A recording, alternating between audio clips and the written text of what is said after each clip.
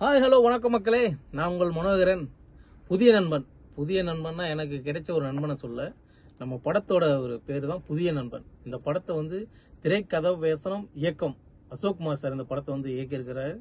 இந்த படத்துல வந்து நான் ஒரு கேரக்டர் ஒன்று பண்ணியிருக்கேன். இந்த படம் வந்து நல்லா வந்திருக்கு. மக்கள் நீங்க எல்லாருமே சேர்ந்து எங்களுக்கு ஒரு ஆதரவு தரணும்.